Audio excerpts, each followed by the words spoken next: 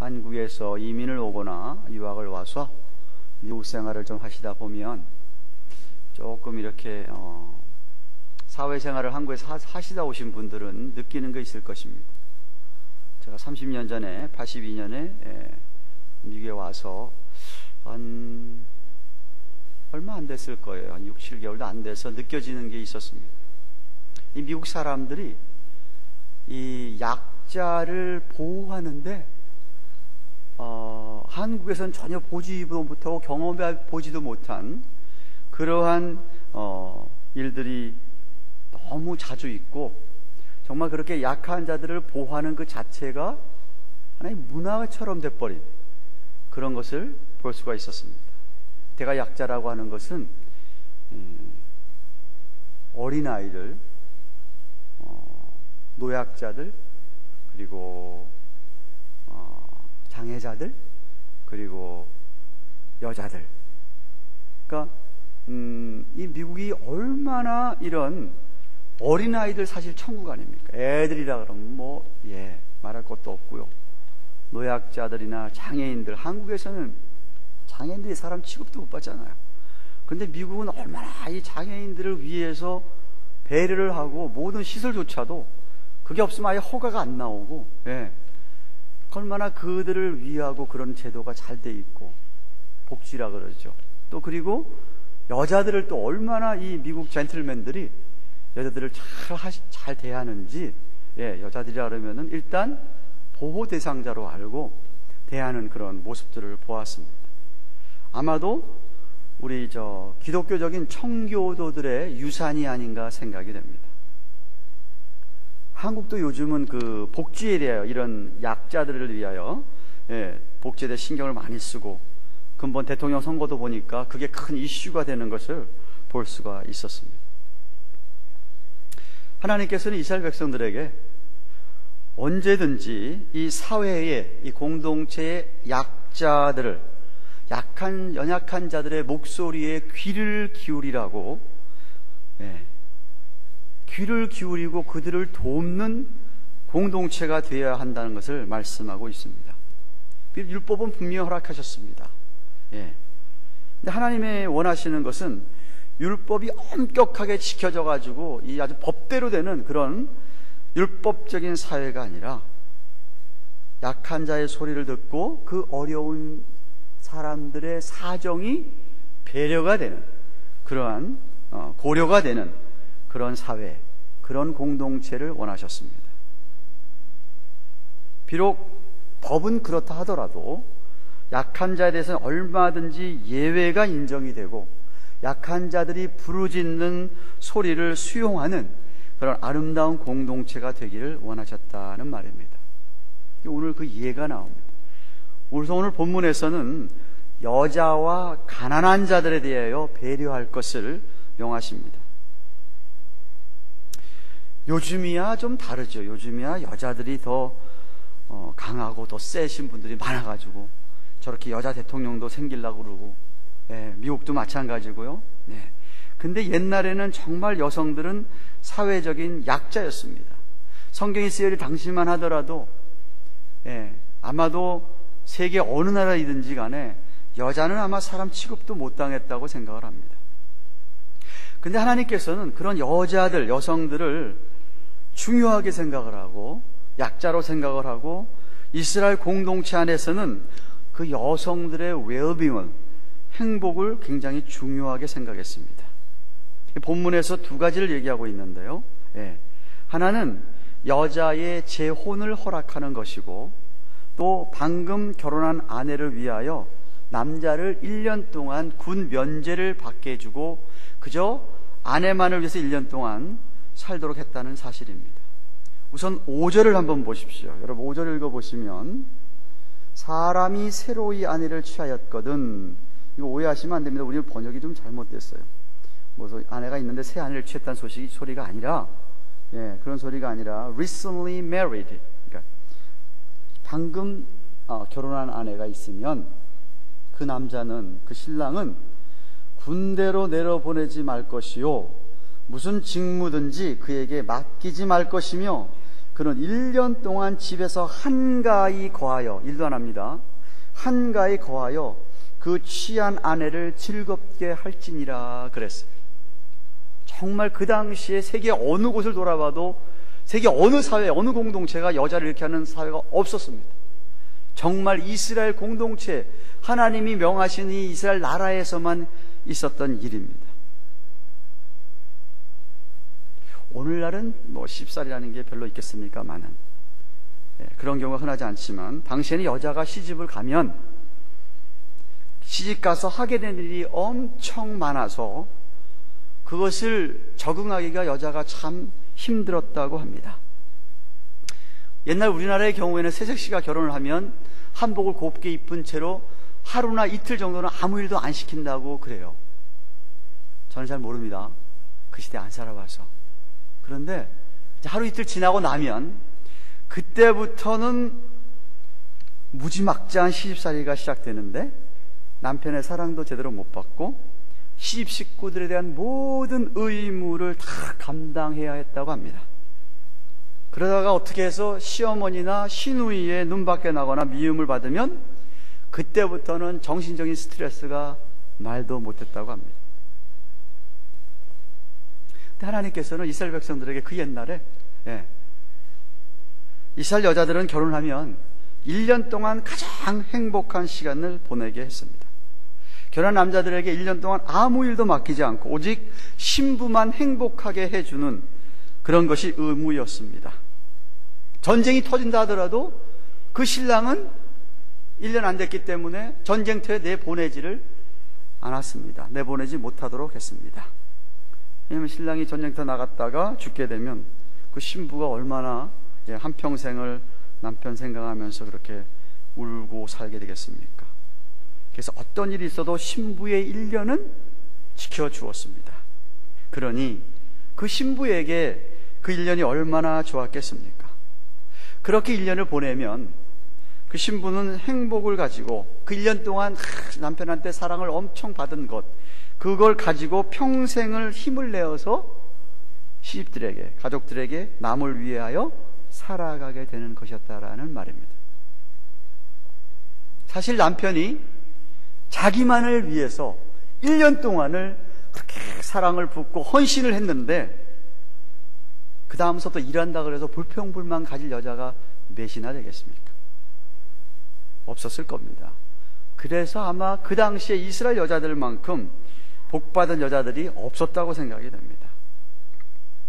그리고 제가 생각해봤는데 무엇보다도 남편이 1년 동안 아내를 위하여, 아내만을 위해서 그렇게 헌신하고 사랑하고 그렇게 1년을 살았다 그러면 그게 훈련이 잘 돼가지고 그 후에도 계속 그렇게 잘하지 않겠어요? 세상 1년을 그렇게 살았는데 1년만 딱 지난 다음에 싹 변하겠습니까? 어느 남편이? 1년 동안 그렇게 한 게 훈련이 돼가지고 몸에 배가지고 남은 여생도 아내를 그렇게 사랑하는데 별로 힘들지 않았을 것이 아닌가 생각해 보았어요. 여자들이 동의하시면 아멘 하십시오. 남자는 아멘 안 해도 괜찮고. 그런데 생각해 보세요. 사람이 커가면서 사랑을 주고 사랑을 베푸는 것을 배우는, 본격적으로 그게 시작되는 것이 결혼한 후부터라고 생각합니다. 아이들이 자라면 전부 받기만 하잖아요. 사춘기 때도 받기만 하다가 친구 좀 사귀어가지고 우정 정도는 얘기면서 거기서 사랑을 좀 배우고 느낄 수 있어도 정말 사랑이 무엇인가를 깨닫고 사랑을 주는, 사랑을 베푸는 그런 것을 배우는 곳은 가정에서 결혼하고 난 다음에 배우는 것이라고 생각을 합니다. 그래서 1년 동안 이렇게 잘 배우고 받고 그러고 나서 그게 습관이 되니까 제가 생각할 때 그 남편도 다른 사람 사랑하는 게 쉬워지고 그 여자도 아내도 마찬가지였다고 생각이 됩니다. 그래서 그 약한 여자를 이렇게 하나님께서는 배려하고 이스라엘 남자들에게, 이스라엘 백성들에게 명했습니다.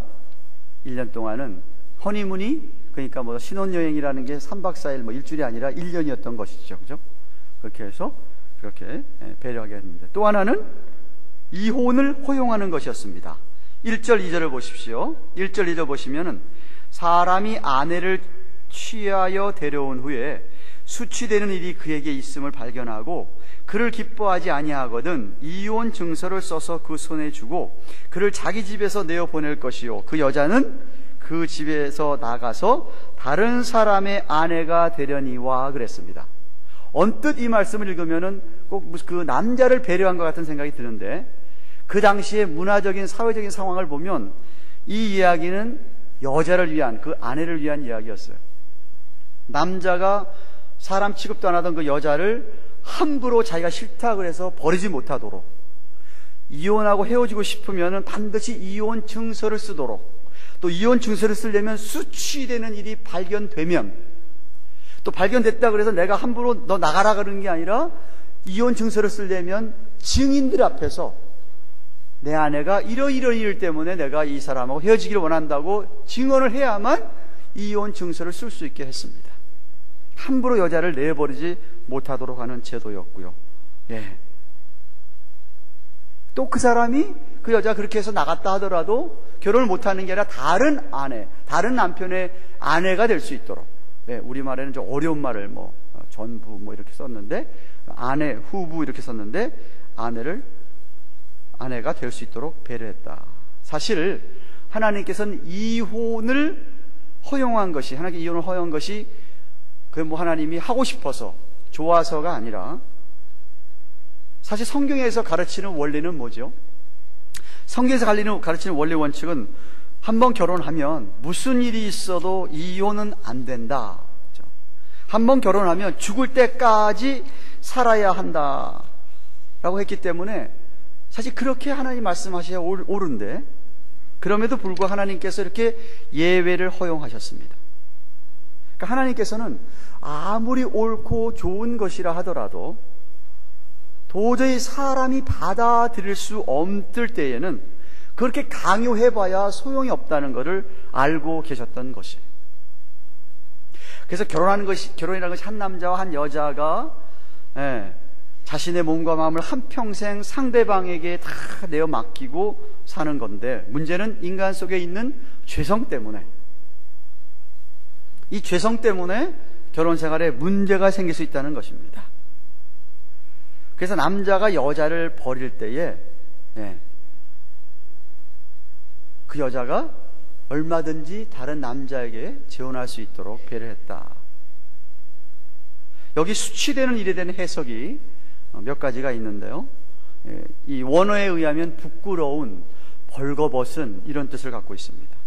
그래서 대부분의 많은 사람들이 간음한 경우가 아니냐라고 보죠. 예수님도 마태복음 19장에서 이혼증서 얘기할 때 간음한 일 외에는 버리지 못하도록 얘기한 거 보면 그렇게 생각이 되긴 하는데, 문제는 율법에 여자가 간음을 하면 헤어지는 게 아니라 그 사람을 돌로 쳐서 죽이도록 돼 있잖아요. 그죠?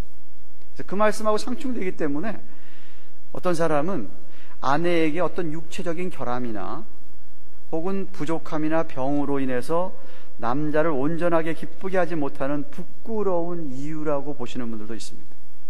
하여튼 어떤 이유였든지 간에 남자가 이혼 증서를 써서 내어보내면 다른 사람의 아내가 될 수 있었다. 근데 재혼을 했는데 재혼한 남편도 미워하면서 버릴 경우에 3절 4절에 보면은, 아니면 그 사람이 죽을 때에 전의 남편에게로 돌아갈 수 없다고 못을 받고 있습니다. 돌아가는 것은 가증한 일이다. 하나님 보시기에 가증한 일이고 죄 짓는 일이라고 얘기하고 있습니다. 여러분, 이 말씀도요, 그 여자를 보호하기 위해서 하는 말씀이에요. 그러니까 전에 살던 남자가 자기가 미워하고 뭐 때문에 해서 내보냈는데 다른 남자 살다가 자기 기분 내키는 대로 다른 남자 또 헤어졌어? 그럼 다시 와. 이럴 수 없겠다, 이 말입니다. 여자 편에서 얘기하는 게 아니라 남자 편에서 얘기를 하시는 거예요. 그러니까 이렇게 가능하면 연약한 여자를 보호하기 위해서, 그러니까 가늠한 이유라기보다 어떤 수치스러운 일이, 이런 맥락에서 보면 그 여자에게 정말 어떤 그런 부끄러운 어떤 그 부족한 부분들 때문에 남자가 버렸을 경우가 아닌가 생각을 합니다. 그래도 하나님께서는 그렇게 배려를 하셨습니다. 그 다음에 우리 6절 읽었고 10절부터 15절 읽었는데 또 다른 사회의 약자인 가난한 자들에 대한 배려입니다. 하나님께서는 가난한 사람들을 배려하라고 그랬습니다. 네. 여러분, 사람이 너무 가난하면 어떻게 되죠? 사람이 정말 너무 가난해가지고 먹을 게 없어 굶어 죽을 정도 되면은 세 가지를 하죠. 하나는 남의 것을 훔치려고 합니다. 내가 먹을 게 없으니까. 아니면은 돈을 남에게 빌려서 먹을 것을 사려고 하죠. 아니면은 이제 구걸을 하는 거죠. 그죠? 거지처럼 구걸하게 됩니다. 근데 훔치는 거는 죄 짓는 거니까 대부분 하지 않고, 또 구걸하자니 자존심 상하고, 그래서 그 당시에도 많은 사람들이 했던 게 뭐냐면 남에게 손을 내밀어서 돈을 빌리거나 빌리는 것이었습니다. 그런 배경에서 오늘 말씀을 하는 거예요. 6절 말씀에. 빌렸는데 빌린 것을 못 갚게 되면 더 어려움을 겪게 되기 때문에, 더 어려움을 겪게 되면 까딱 잘못하면 빌려준 사람이 학대를 하거나 살지 못할 정도로 그 생존권을 아예 박탈하는 경우가 있기 때문에 그것을 방지하기 위해서 하나님께서는 6절에 보면은 꼭 생활에 필요한 거, 이거 없으면 진짜 못 사는 거에 대한 차압은 하지 못하겠습니다. 6절 말씀 보세요. 사람이 맷돌의 전부나 그 윗짝만이나 전집하지 말지니 그 생명을 전집함. 여기 전집이란 말은 빚을 못 갚아서 빚쟁이가 차압하는 것이나 혹은 빚 갖고 대신해서 저당을 뭘 잡히는 것을 말합니다. 당시의 맷돌은 오늘날로 얘기하면 밥솥이 밥솥, 냄비 같은 거예요. 그러니까 맷돌에다가 밀이나 보리를 갖다가 넣고서는 갈아가지고 껍질을 벗겨서 나오는 것 가지고 음식을 했다고 합니다. 식사를 준비했다고 합니다. 그러니까 이 맷돌, 근데 빚졌다 그래서 너 돈 내놓으라 없다 그러니까 맷돌을 뺏어가거나 맷돌의 윗짝을 뺏어가면은 아랫짝만 갖고 쓸 수가 없는데 그러지는 못하도록 못을 받고 있습니다.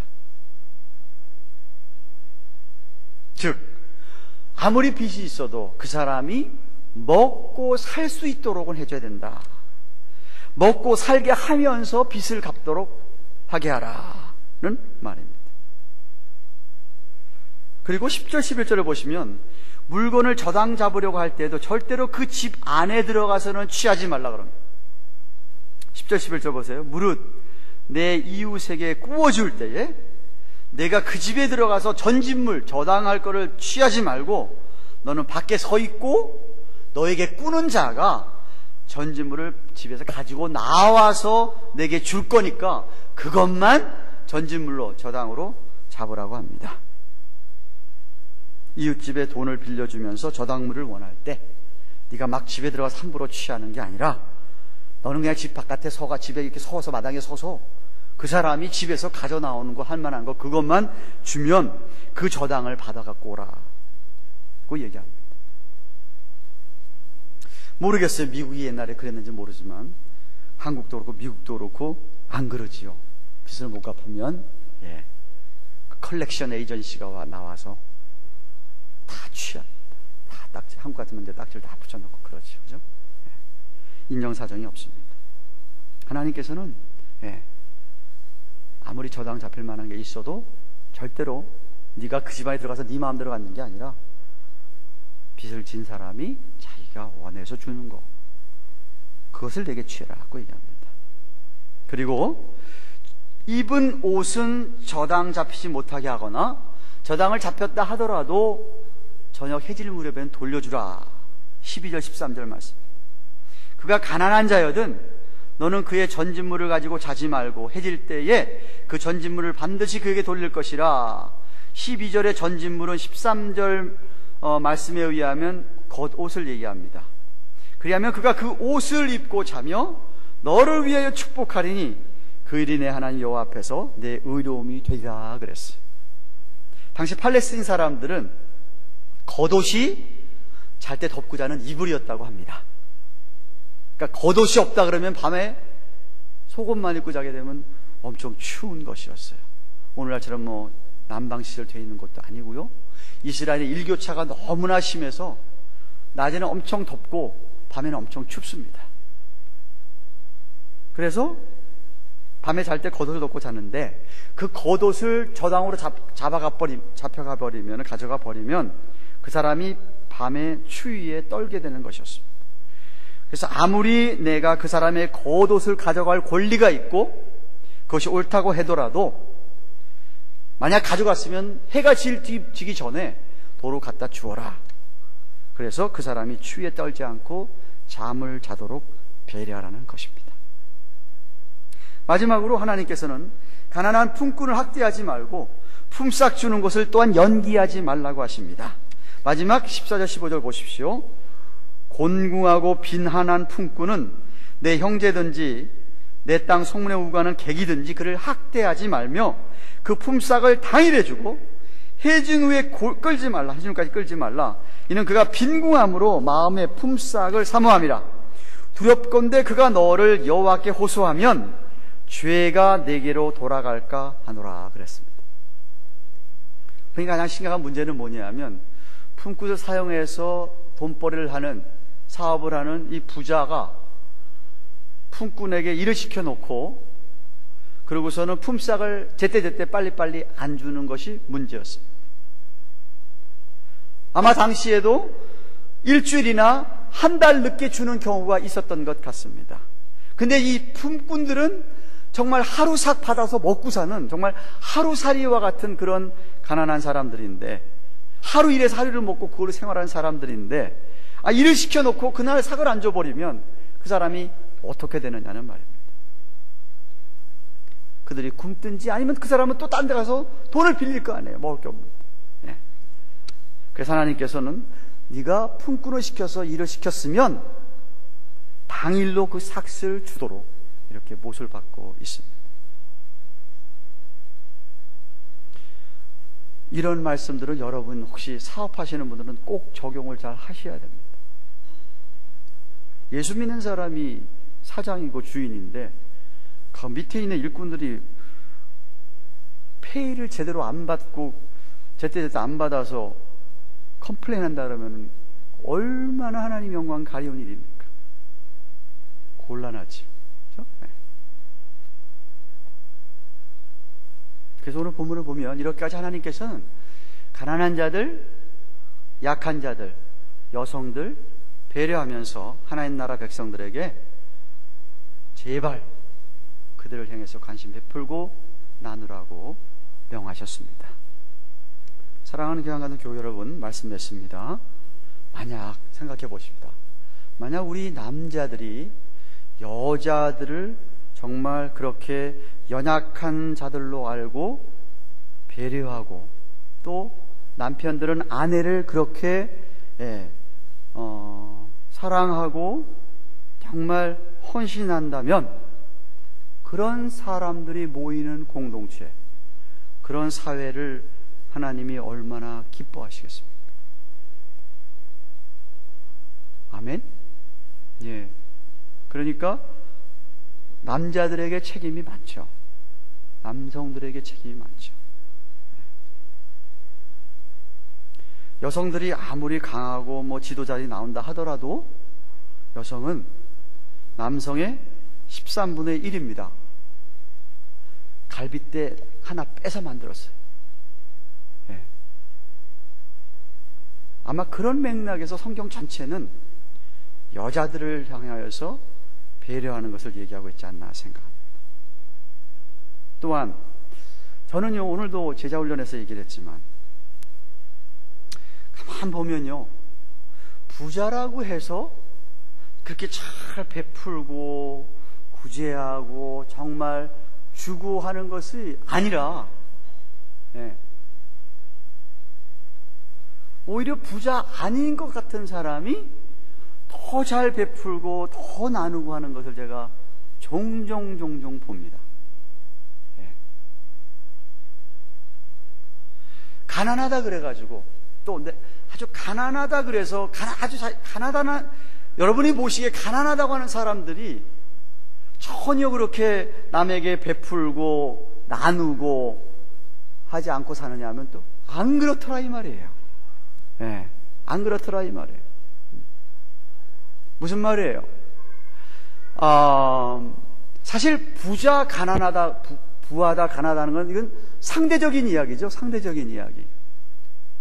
무슨 말이냐면 가난하다, 내가 가난하다. 근데 여러분보다 만약 더 가난한 사람이 있으면 여러분 가난한 사람 아니잖아요. 맞습니까? 안 맞습니까? 다들 왜 조용하셔요? 아니, 생각해 보세요. 내가 1년에 3만 불 정도, 4만 불 번다 그럽시다. 그러면은 1년에 15,000불 버는 사람한테는 내가 가난한 사람 아니잖아요. 또 내가 15,000불 버는데 전혀 돈을 못 벌고 정부에서 주는 웰피를 타고 다니는 사람보다는 여러분이 부자잖아요. 아니에요? 아닌가 보네. 상대적인 거예요. 여러분이 어디다 기준을 놓고 얘기하시냐는 얘기예요.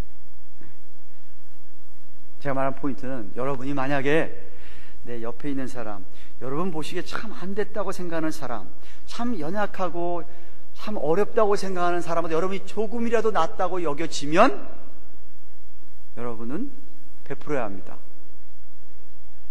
나눠야 돼요. 여러분 만약 안 나누시면 여러분은 성경대로 살고 있지 않은 거예요. 죄를 짓고 있는 거예요.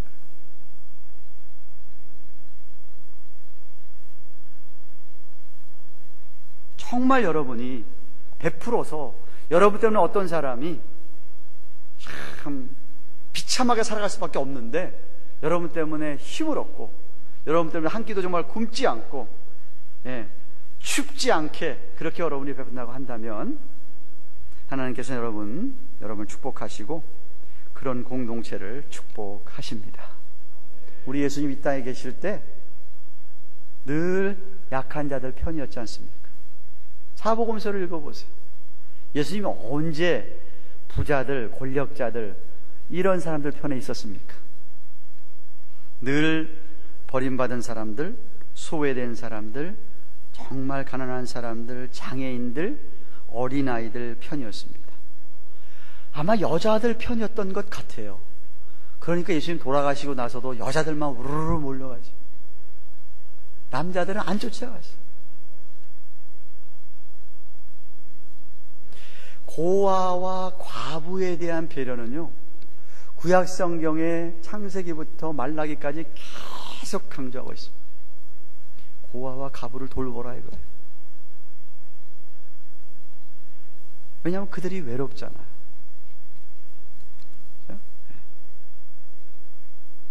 그래서 여러분, 올해도 연말을 맞이하고 성탄을 맞이하는데 정말 여러분이 하나님께서 허락해 주신 것 가운데 조금이라도 우리 주위에 약한 자들과 나누시는 그런 여러분 되시기를 주님의 이름으로 축원합니다.